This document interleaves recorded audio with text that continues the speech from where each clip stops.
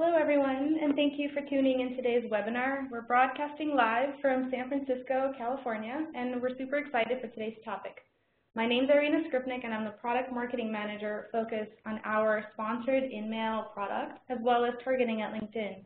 And today with me in the room is Sophia Wong, who is our Marketing Intelligence and Analytics Manager, as well as the guru behind our marketing data and propensity modeling. On day-to-day, I work pretty closely with our internal teams and our customers to coach them on content best practices and really help them optimize their campaigns. And today's topic emerged from a conversation Sophia and I had a few weeks ago, brainstorming a better way to get best practices, specifically using data and some of the statistically significant past campaign results we have.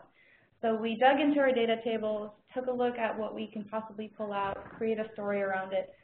So today's topic is really focused around the sponsored InMail best practices and specifically what we've learned after looking at some of the past campaign data as well as the trends. So before we get started, I have a couple of housekeeping items I wanted to mention, just like we do with most of our webinars. If you do have questions during this session, please add them to the WebEx Q&A box. That way we can address the questions in the 10 to 15 minutes that we have at the end of the session. The webinar will be recorded. At the end, you will receive, actually about 24 to 36 hours after the webinar, you will receive an email with a link to the recording where you'll be able to watch and share it with your colleagues as well. And at the end of this webinar directly, you'll receive a link to a survey. Please complete the feedback, whether you loved it, want more information, have suggestions. We read through the feedback line by line, and we really want to hear from you. So whether you loved it, areas for improvement, please share the feedback with us. So let's go ahead and kick off with today's agenda. And before we really dive into the best practices, I wanted to first briefly cover the basics of sponsored InMail. And we've made this relevant both for the experts on the line for this call, those who have been using sponsored InMail for years, as well as those who are just exploring sponsored InMail as an option. And Sophia will dive deeper into how our own marketing team uses sponsored InMail for marketing campaigns. And then the following two agenda items, I'll cover off the campaign launch tips, deep dive into what makes successful campaigns, and how our customers are using sponsored InMail. And I've prepared about 5-6 examples that we can take a look at and really deep dive into our top sponsored InMail campaigns. And these are customer examples of what have been top performing year to date. So I'd love to kick it off to Sophia, if you can go ahead and give us a little bit of an intro into sponsored InMail. Yeah. Thanks, Irina. I'm happy to be here and to speak to some of the data that we've leveraged to understand the 3.1 million active marketers on LinkedIn. As Irina mentioned, my team has a unique position of analyzing campaigns to see what is working most effectively both internally here at LinkedIn and externally. So I'm excited to share some of these statistics with you all. I'm going to dive right in and talk about some of the pain points that marketing professionals experience today. We know that our CRM data is out of date. After just 1 year, 66% of people experience job title, functions, or company changes, and 37% of actual email addresses change. This data suggests that marketers need not only a CRM update, but another way to reach prospects, perhaps even net new prospects. So how do you combat data decay? So search is where it all starts for nearly 3 out of 4 professionals. And from a survey of how B2B professionals make buying decisions, 72% use Google for search and 57% browse content on LinkedIn. So how do you make sure your content is consumed? LinkedIn is the world's only professional network that buyers increasingly rely on to make these purchase decisions. We know this because we conducted the survey on B2B professionals to see how they educate themselves. And people would actually fall into different multiple buckets. So 22% would ask for suggestions or recommendations from users on LinkedIn. 22% would connect directly with potential vendors. 23% would connect with thought leaders for opinions. 28% said they don't use social or LinkedIn at all. And as I mentioned before, 57% say they browse existing discussions. So I just want to actually take a moment here because oftentimes LinkedIn is perceived as mostly for recruiters and job seekers. But in actuality, we actually have 7 times more engagement with content than with job postings, and that's huge. As mentioned previously, 37% of email addresses change annually, leading to email bounce rates when email addresses no longer work, and unsubscribe rates when it's not the correct audience due to data cleanliness or targeting. So these email benchmarks are from MailChimp's research and based off of sending 600 million emails daily. So bounce rate includes both hard and soft bounce. And as you can see, traditional email bounce rates are 1.1% and unsubscribes are about 0.23%, compared to a sponsored email bounce rate at 0% because it doesn't bounce. And Irina and I will both talk about that, why that is in a little bit and go into further detail. But this unsubscribe rate is 0.1%. And a little bit about why that is for the bounce rate is that InMails are only delivered to LinkedIn members that are actively signed on. Sponsored email has an open rate and CTR twice that of traditional email and is respectively 41% and 5%. And we're not saying here, I just want to be really clear, that everyone needs to stop using email. That's not the case at all. But I just want to point out that sponsored email is another channel that would really help drive engagement, as you can see from these open rates and CTR, and also help you with your net new. So here are the average open and CTRs based off of 18 million sponsored InMail sends broken down by vertical. We found that recipients in different industry verticals respond differently. So these benchmarks by vertical will actually be available to everyone on the webinar in a few days when we send out the slides, but they do range and change by vertical. So I've shared email statistics and how email compares with sponsored email performance. So why does sponsored email perform? Sponsored email sends timely personal messages only when members are engaged on LinkedIn, and that's how we define real-time delivery. And it's optimized, of course, for both desktop and for mobile. So I did a little bit of digging.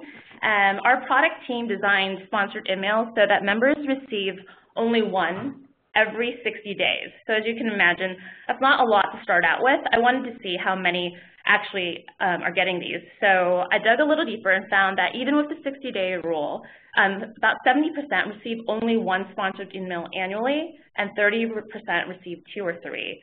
So as you can imagine, that's exclusive share of voice. Recipients aren't being bombarded with sponsored emails, and they're only getting 1, maybe 2 or 3. So now I'd like to share some of our secret sauce. The following 3 examples show how marketers here at LinkedIn leverage sponsored email. And this is exciting because these are some of the campaigns with the highest engagement. So in May, we had an event where we targeted finance executives. And we wanted to get as many registrations as possible. So we actually ran both email and sponsored email. And this is what it actually looks like. So I don't know if you guys can guess which is which, but I'm going to go ahead and share. The left is the email, and as you can see, it did really well. It did 25% opens, not bad, and 0.7% registration. And to the right is the sponsored email, and we got 42% opens, and it drove and delivered 8 times more registration, so 8.7% registration. Another example is that we actually have an ongoing campaign that gives LinkedIn members a trial for our premier services. And we found creative ways, I like this, to use the creative. So as you can see to the right, instead of placing a graphical image, we placed captivating statistics about what comes with a LinkedIn premium account. So we saw 41% open rate and 32 CTR. So people are accepting these offers from us. And then throughout 2015, so this year, we created talent reports that would help recruiters understand the latest hiring trends, needed skills, and how candidates respond to interviews and offers. And we collected and parsed the data specific to the regions and segmented the targeting to those specific regions. We found that 1 in 5 recipients downloaded the report because it's such valuable data on their region. And to the left is the sponsored email that went out to Turkey, and you can see they saw an open rate of 67% and a CTR of 20%. And now to the right is the sponsored email that went out to South America. So they saw similar, really great results, open rate of 57% and CTR of 22%. So all in all, 1 in 5 recipients downloaded reports specific to their region. So now I'm going to turn it over to Irina to talk about campaign prep tips. Awesome. Thank you, Sophia. That's awesome. I'm always excited about great data, especially when it drives best practices. So I'll go ahead and pivot around campaign best practice tips and the setup tips and just the overall mindset for sponsored InMail. And when it comes to sponsored InMail, the magic formula that I found is the context, value, and mindset. And it aligns very closely with LinkedIn, especially when it comes to the mindset of our members. So before we dive into the actual sponsored InMail or anything that has to do with best practices, I wanted to first take a moment to introduce the new LinkedIn Messenger experience. And this is something that we're actively rolling out now. But this is huge, huge news from our inbox team and really redesigning and re-envisioning the way members engage, members have conversations on LinkedIn in their inbox, which is now the messaging experience. And the main differences now is there's a threaded message that's a chat-like experience. So the conversation no longer has to be taken off of LinkedIn. Our members are engaging in a chat-like experience on LinkedIn. So what that means for sponsored InMail is now it has to fit into a more genuine expression, into a conversation. And we'll get into some of those best practices as well, but I wanted to kind of set that mindset early on. It's a people-centric view. So in the previous version of the LinkedIn inbox, the left-hand pane was more of a navigation, so it was your inbox, your archives, your sent. It wasn't nearly as useful where you have to actually click into every message to see it. Whereas here, it's much easier to browse conversations and be able to engage in conversation and engage with the content that's on LinkedIn. And this is going to be huge for sponsored InMail. So here is the actual LinkedIn sponsored InMail messenger experience. So it's been redesigned to look in a much more clean and clear way, easier for members to engage. You still have the image banner for the branding impact on the side. And what we've learned, and I'll get into some of the best practices, but the banner really is your visual enhancement. It's not there to drive the main call to action. It's there to support your message. What the member is consuming is the actual content that you're writing. When we looked at the back-end data for the clicks, the banner is actually driving less than 5% of the clicks. So you really want to focus on your message, your body link, so the hyperlink within the actual body message, as well as your call to action.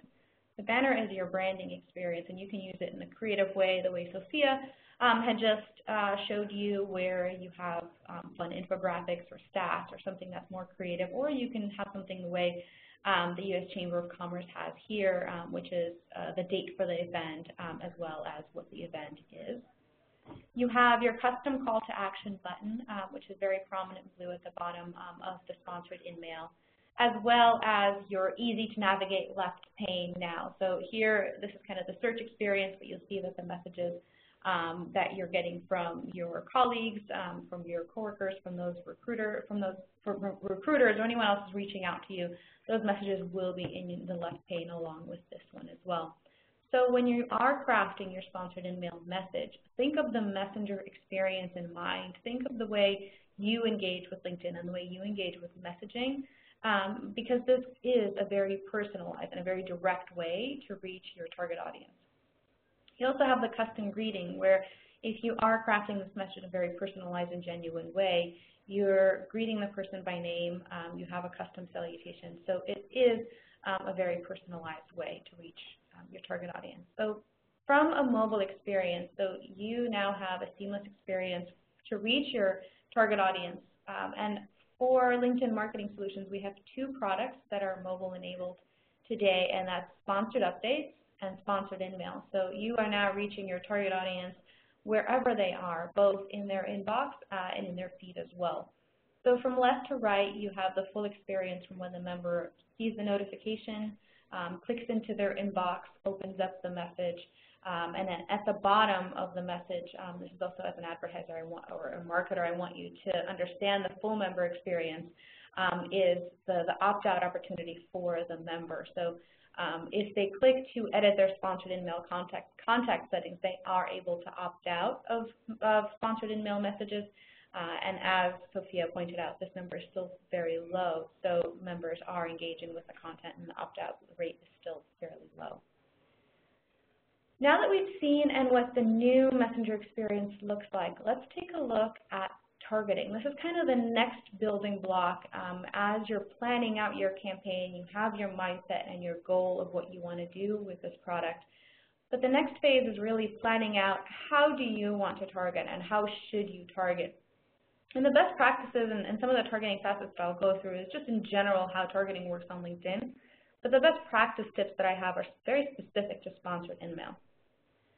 So let's take a look at John, for example. This is just a snapshot of a member and his engagement on LinkedIn. He keeps his profile updated, just like many members on LinkedIn. He's a member of groups, and he's about entrepreneurship and business. And he shares and consumes content on LinkedIn. He writes long-form posts. He follows companies. He comments, likes, shares. He's an engaged user on LinkedIn. And similar to that, John's also looking for opportunities on LinkedIn to build his new skill set, to help grow his company and advance his career. And the reason why I'm bringing John in this example into this webinar is because it's really important to understand the mindset and the context that your message is coming in.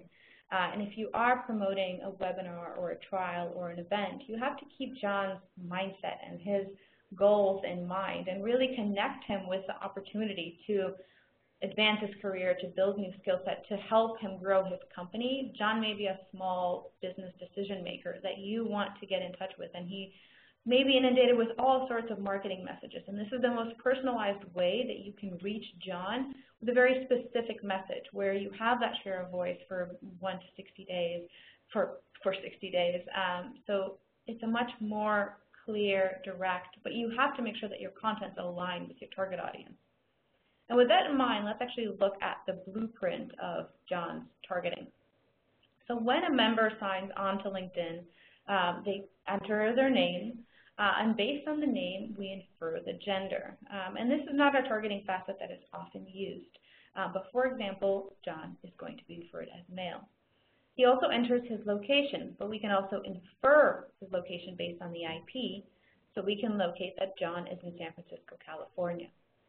John would also enter his school information, his field of study, degree, and graduation. All of these are member-entered facets. So John went to MIT, he studied computer science and got a bachelor's degree, and he graduated in 2007, which means that we would infer an age of 30, for example. So anything that you see here in purple is everything that a member is entering into their profile as they're setting it up. Anything that's in blue or teal is anything that is inferred based on what the member has entered into their profile information. When it comes to company targeting, based on what the company enters into the company page, we're able to infer the size as well as the industry. So I'll have a screenshot to show you exactly what that looks like. But for example, John works at Six-Stacks, which is a small, medium-sized company with 200 to 500 in an internet industry. And his job title also lets us know his function and his seniority based on the way we cluster the titles on our back end. And he's a senior network engineer, and he's a senior individual contributor. John also follows a whole lot of groups. So he's a member of networking groups, and he has a lot of skills that he's endorsed for. So CCNP, virtualization, cloud, many others. So let's take and break that down by function, by seniority, and by company. First, starting with function. So we do infer from the user entered title what the function would be. So here are some examples. In Sudeep's case, he's a product marketing lead, and he would be a marketing function. An inventory manager would be an operations function, and a yield manager would be a sales function. One pro tip I have here, especially when it comes to sponsored InMail, is when you target by function, you get relevancy and you get scale. This is a really fantastic way to target campaigns where you're building awareness and you need more scale in order to influence decision makers, not just a specific specialist. But when it comes down to having to reach experts and specialists in with a highly specific message, such as you have a very specific demo or a trial or something where only a specific skill set would understand how this product functions and the value of this product, this is where the title is really valuable. So you want to have that balance between hyper-targeting and still being able to find scale. Now, when it comes to seniority, it's inferred from user entered title. So whether it's a senior, manager, vice president, CEO. So some of the examples you have here is product marketing lead would be a senior individual contributor. This is someone who could potentially be a decision maker or an influencer of decisions, someone who buys systems, recommends platforms. An operations manager would be considered a manager, and then you have someone in solutions marketing who would be an entry IC. So one pro tip I have here when you're planning out your campaign is your individual contributors and your senior individual contributors are both decision makers and influencers. So you want to make sure that you include these target audiences because they're valuable when it comes to decision making. And one other tip I have is do not use Director Plus unless your message is really meant for executives. Director Plus means you're targeting directors, owners, partners, and the C-suite. And if your message is around downloading a white paper or driving leads to a webinar or any kind of content product promotion, this is where your message is most likely not meant for executives. Executive messaging is more around VIP invitations. And when it comes down to company size, this is kind of a live example of what I meant by company size and industry inferred. This is what the company enters on their company page, and this is how we target based on the company that the member links their profile to. So here, for example, you have LinkedIn, which is an internet industry with a company size of 5,000 to 10,000. So I hope kind of the deep dive into targeting helps understand how the actual targeting works and how you should think about it. But the four most common methods of targeting that I can recommend is just looking at, one, what is the goal of your campaign and what is the end result? What is going to be on that landing page? You have to have a full vision of what you're trying to do. So here you have the titles function, which is one way to reach a very highly specialized audience. You can also reach by job function and seniority. This is where you'll create a lot more scale. You can target by skills and seniority, which will give you that same kind of skill set, mindset, decision makers. And you can also target groups, which is this cluster, this community of like-minded people who join groups in order to have conversations and learn from each other and network. So one pro tip I have is adding a company size, or if you have a narrow specific industry to get to your target market, layering on things like company size and industry as well. Now let's take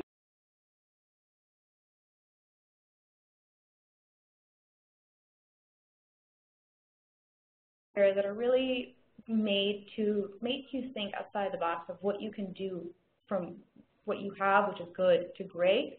This is by no means a formula of how every campaign should be and will succeed, simply because every single objective and the target audience and the end goal are very different. So take these practice and take these tips and make them yours, make them into what you can with your content. So on the topic of targeting, I'll kind of carry it into the tips and then move further down. But targeting is really important when it comes to your content. So one of the things I would say is let your audiences know that the message is relevant for them. And there's a really fine line between introducing yourself or making a very personalized introduction in the first paragraph and saying that, it's similar to the way Hired example has it here, where they say, we've built an online marketplace that gives software engineers like you a super easy way to find new job opportunities. This is a really light way to say, this is relevant for you. But I would really caution against being over the top. So this is a really outlandish example, but I have, for example, hi, California event planner working in an enterprise level company. And with all honesty, as silly as it may sound, I've seen it all. And it can be over the top simply because we do have such robust and granular capabilities. But we want to make sure that these messages are member first. And if the content is members first, the performance will show as well. So this was a really fantastic example from Hired. And you'll have these slides and these tips to download, so you'll be able to actually read through them and see how these brands leverage sponsored email content specifically.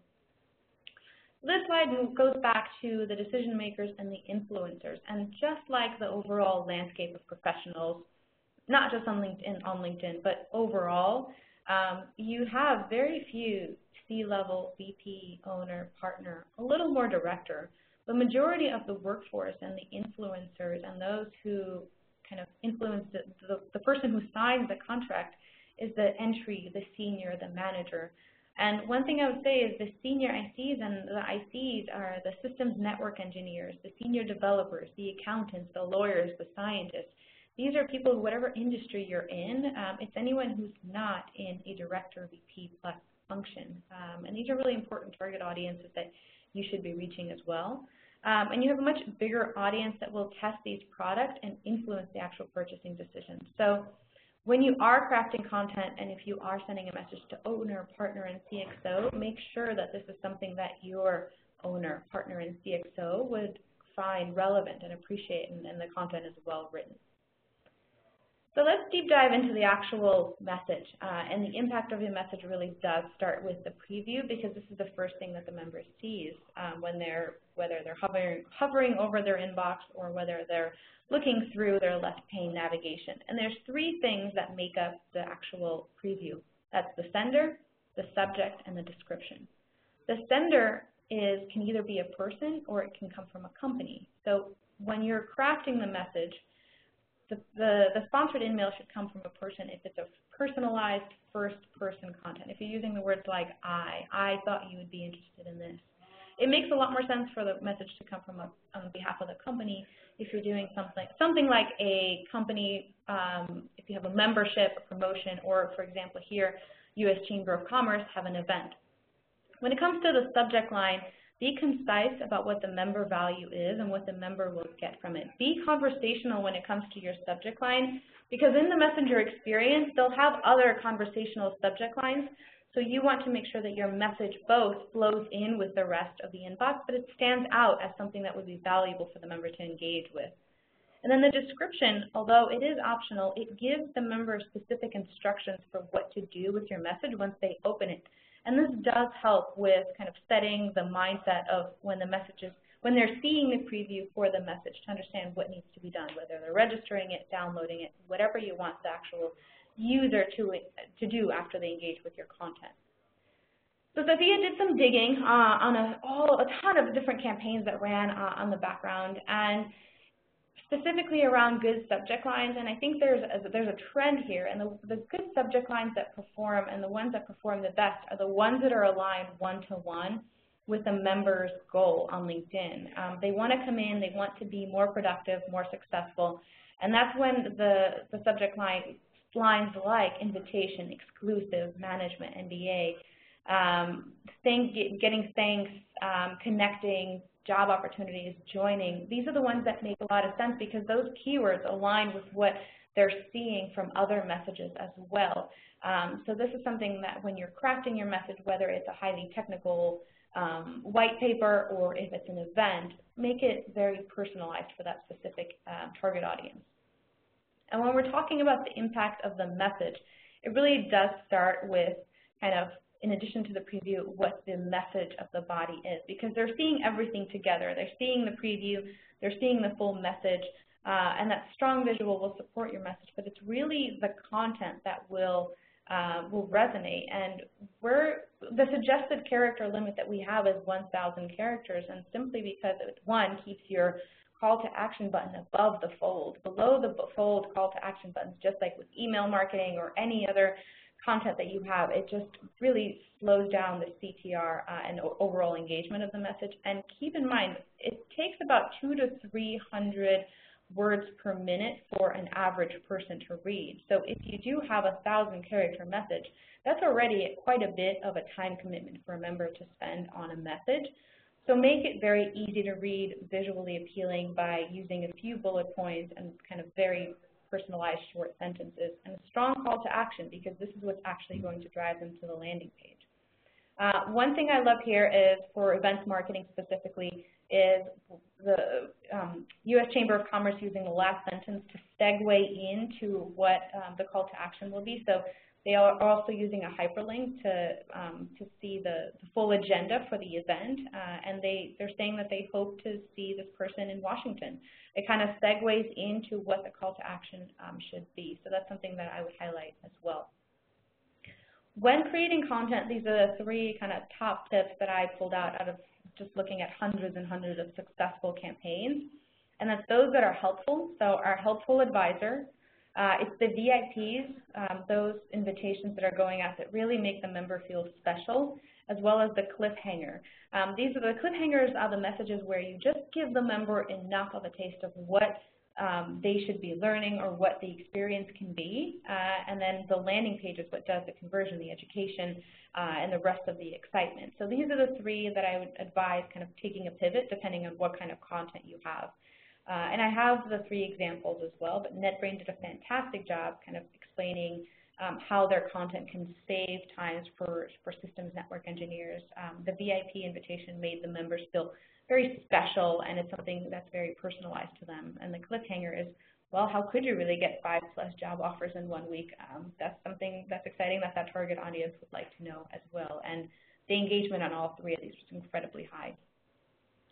And when it comes to calls to action, whether you're A/B testing with your sponsored updates, if you are running them, or calls to actions that work with your email campaigns, carry them over into sponsored InMail and see if it works. And the top ones that we've seen is things like try and register, reserve, confirm, download. These are the things that are instant, whether the message is really personalized and crafted for the target audience. Your call to action should be really, really clear of what you want the person to do. I generally advise against using something like learn more. It's a more general call to action. But the only time that I really do think it should be used is if there's anything to actually learn on the landing page, if there's educational content, downloads that are not gated. So this is a real learning experience rather than if you're trying to generate leads, for example. But here we have both the top InMail calls to action as well as some from sponsored updates. And when it comes to taking advantage of lead opportunities, the mindset of professionals, so they are 62% more likely to consume content at home than at work. At home, they're on tablets and iPhones and computers. At work, they are multitasking with having kind of the email, LinkedIn, and other platforms open. They're consuming content while they're traveling. So the main kind of message here is make sure that you never miss that opportunity. Sponsored InMail, sponsored updates, those are both mobile and desktop products where you can have a consistent message, where you can engage your target audience, educate them, drive leads. So this is really your opportunity for kind of an overall engagement. With that said, make sure your content is optimized for mobile, because a lot of times you'll see long content or content that's just really hard to read on mobile devices. So make sure your copy is around 1,000 characters. The call to action is very clear. Always include a body link, and especially when the call to action is contextual. So, for example, click here to participate in the program, or, for example, in the previous where you can click here to view the agenda. The body link really does add, and we looked at the metrics on the back, and it really does add quite a bit to the click-through rate, and this is what matters in the end. It's not the open rates, it's not the CTRs, it's the total qualified traffic that we're driving to your landing page and those that are converting. So you already have members and target audience with it that really matters most to you consuming your content, so they're already one step away from just going to landing page and filling out the form and being ready, because if they're consuming the content and they're acting on retrieving your offer, they're much more ready to convert as well. And with that as my final tip, which is the multi-product. We've done research on the back end, and it really does work when you educate, especially on LinkedIn, when you have a more focused target audience, to really educate them with display and with sponsored updates and have these more awareness and education campaigns, and then use things like white paper, research, demos, trials, product reviews, events, to gather a community now that you have their trust to actually drive leads and drive conversions. And this is what really works. It'll help you optimize. It'll help you, especially if it's a brand that's less known, it'll help you set the tone with educational content, video, and in-feed content. Now, with that said, summary of the best practice cheat sheet. There's quite a bit on here, and I wanted to make sure you had takeaways for when you're reviewing these slides as well. But it's really around optimizing for relevance, content, and amplifying and personalizing, making sure that your message resonates with your target audience. One thing I would say, and it's probably one of the best tips that I kind of came through as an aha moment, is read your message out loud. See if it sounds good when you read it out loud to you, and if this is something that you would consider engaging or entertaining or personal, or if you find this to be dry content. Because I feel like reading it out loud is when you really hear yourself and hear your content come to life. Considering targeting the influencer as well as the decision maker, and when you're sending your message, make sure the sender, if you're using a person, make sure it's a credible person with your target audience. Generally, I'd advise against using any kind of marketing function if you're targeting a technical function. That makes it look like a sell instead of something that's helpful content to your target audience. So generally use a technical expert when you're sending content to a technical audience. And similarly, if you're targeting marketers, if it's coming from a marketer, there's a lot more credibility there. Optimizing content, use concise and compelling conversational intros, and make sure your landing pages are optimized for mobile as well. And the amplify and personalize, it's really to the third point, where test to see what works. Test with sponsored updates, and then ease in to sponsored InMail with some of the kind of the best pieces of content, or the best calls to action that work for you. And being resourceful, for sponsored InMail, you can repurpose content from both, best practices from sponsored updates where you have the catchy subject lines and the short descriptions, but also from email marketing. You can repurpose some of this content. My biggest advice there is just make sure that it reworks to be very conversational and personalized and genuine, where you have email marketing, and even my own experience, my personalized inbox, my professional inbox, I just get a ton of email, and I tend to ignore it quite a bit. But when it comes to sponsored InMail, I just don't get that many emails in my LinkedIn inbox. So when I do see it, I would engage with it, but it has to be something that is personalized and relevant. So put a little more thought from a genuine perspective. And then the top and the last portion of today's webinar is the top sponsored InMails that we have that ran this past quarter with our customers. So the first one I have came to us from NetBrain, and it's a really easy to read message with a very clear value benefit to the target audience. It's a concise message with a specific target audience where they are calling out who this message is meant for. It's really concise, and it adds credibility. So in the first sentence, they say, we know that updated network documentation is an engineer's greatest asset. They're once again referencing their target audience. This is a highly technical target audience. But also to add the credibility, in their second paragraph, they're saying that with this free promotion, one of their engineers will set up a virtual meeting to get them started, as well as some of the key takeaways that the member will have during this demo. They're not hard pushing this product. There's really nothing in this message that talks about how amazing the company is or how amazing the product is. They're using their landing pages to do all of the education, whether it's papers and videos, but it's really the message is intended to capture the audience and bring them to that landing page, which they've invested so much into. This is a fantastic example for a product demo or an offer, as it is here. The next example comes from Jive software, and this is just a fantastic example for a report. And when you are doing reports or white papers, please make sure that the content is valuable and express the value of the content in the message. A lot of times, let's say if you do have a report, cite something like the number of pages that are in the report, just so that the person who's submitting their content information, especially if you're doing a highly technical audience, they don't think that they're getting a 3-page brochure that's been renamed as a white paper. So in this particular example, Jive provides a ton of upfront value where they're saying that, you know, this is a Forrester report that hasn't been released in this space since 2013. This is something that's new. It's kind of has required an update for quite some time. This message is really passive and it's focused on the information. It's really not hard selling. It's much more focused around just staying informed rather than who the company is or what they do. And there's a sense of personalization. So it comes from Kevin Williams, and Kevin also signs the message, but he also says, I'd be happy to connect if you're interested in a conversation. This is something that's a connection that can happen on LinkedIn, and they can use that messenger experience to then take the conversation away from sponsored email into the messenger experience where they can connect on a different level. So this is a really great example from downloading a report perspective, but these tactics can work for white paper or any kind of content distribution. This is a super clever way to do lead generation, especially when it comes to doing a CXO or a highly technical audience where you are inviting the specific audience to an upcoming dinner or a lunch. This goes really well and aligns well with the broad desire to network on LinkedIn and kind of the main reasons professionals come to LinkedIn.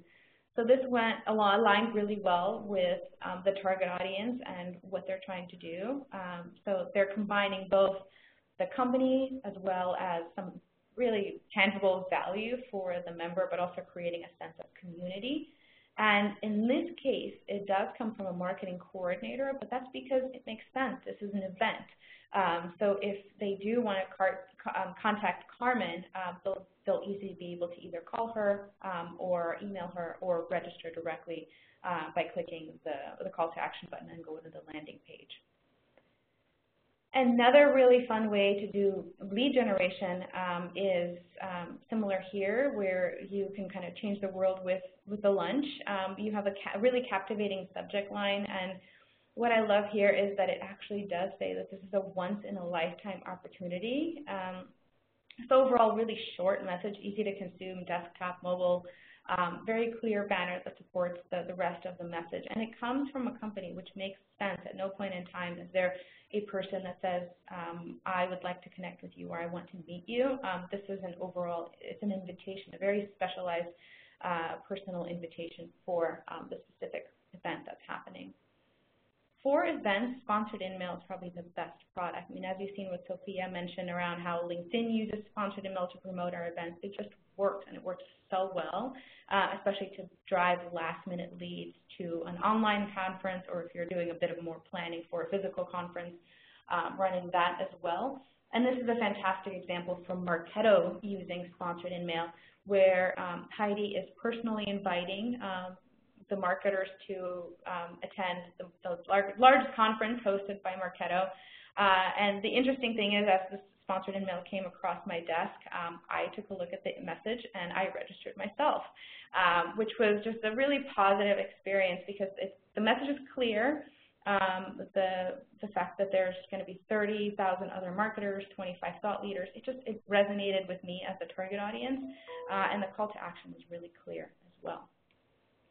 And then when it comes to niche content, it really does find its place on LinkedIn with our targeting capabilities. And here is an example of a very niche brochure.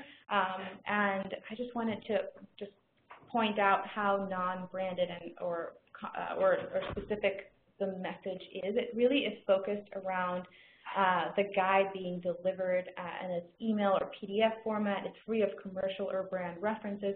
It's just very lightweight, but at the same time has so much value for the specific target audience. So these are the examples that I had for you that I wanted to share. I do have some don't tips that revolve around not having content that's very pushy. It just does not perform. A hard sell does not work in a messaging experience. I'm not sure if it works anywhere anymore, but it really does not resonate well with our members. Things like all caps and exclamation points, kind of back from the chat days, it still sounds like or feels like you're yelling or overly aggressive. And I would say don't overload the message with multiple calls to action. So things like watch the video and download the white paper and check out about us, and at the same time, request a demo. There's a lot going on. It almost seems a bit desperate. You wouldn't send a message like that to someone who's, for example, to a colleague. You would just most likely send them something that's one. So pick the most valuable call to action and what you want to derive with that call to action, so that you can actually be able to measure very clearly which worked the best. And when it comes to the landing page, make sure that's very clear as well. That's where the education and the conversion should be happening. If you are trying to do a demand gen lead program, and I've seen this before, a PDF without any kind of gating is not ideal, just because you won't be able to track the actual conversions. It's impossible to track conversions that way because there's no actual form being filled out. So I'd say if you are doing lead generation, a very simple, clean form, and there's so many best practices out there for landing pages. But I would just say from a sponsored email perspective, make sure that your body copy, your call to action, and your landing page match, where I've seen messages where you have a message talking about a demo, and then on the landing page is a white paper and a contact us form, which doesn't align well at all. And then when it comes to a message being too vague or just there being too much, keep the messages short, concise, call to action. And I would say a lot of the best practices that you use for sponsored updates, for content marketing, and for email, it works well here as well. Sponsored email is a very unique product where it is a media product that's on LinkedIn. It really does not go into the email inboxes. It stays on LinkedIn. So you do have this combination of being able to reach a very net new audience in real time. But you have to be careful when you're crafting the content, being thoughtful and mindful about it. On our marketing.linkedin.com, we do have some case studies and a lot of the examples that I've showed you. We have other similar ones that are case studies as well as some best practices. And also please check out our marketing solutions blog. It's also marketing.linkedin.com /blog. It's an awesome blog that I follow as well, but that's where you can find out the releases around the newest products, what's coming down the line, some really great kind of best practices, but also recordings of the webinar as well as case studies. So on that note, I'll go ahead and kick off with some questions. I'm going to open up the chat window. One moment. Q&A.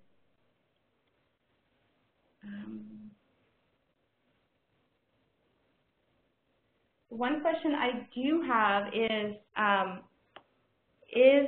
sponsored InMail also delivered to the email addresses as well? And the question to that is, it is not. Sponsored InMail is only on LinkedIn. Just like, so for example, the way a member-to-member notification or group notification would be received in your personalized inbox, there are no messages that are delivered to your email address. It's just remaining on the inbox. And then when it comes to can marketers unsubscribe from can customers unsubscribe from sponsored InMail? And I think that means can members unsubscribe from sponsored InMail? And the answer to that is yes, absolutely. There's a few different ways to do that. Members can either unsubscribe by visiting their contact settings, or they can, at the bottom of the sponsored InMail directly, there's a link where they can go and unsubscribe from the message as well. It's a one-time opt-out checkbox, so you should be able to do that as well. Sophia, do you happen to have any as well? Yeah, so I got a question about the slide showing, on the slide showing how professionals rely on LinkedIn. Are there overlaps between the members that ask for recommendations? The numbers don't add up to 100%. Yes, so on that particular slide that I had presented, it was based off of a survey, so members could answer yes or no to multiple to the different questions. So yes.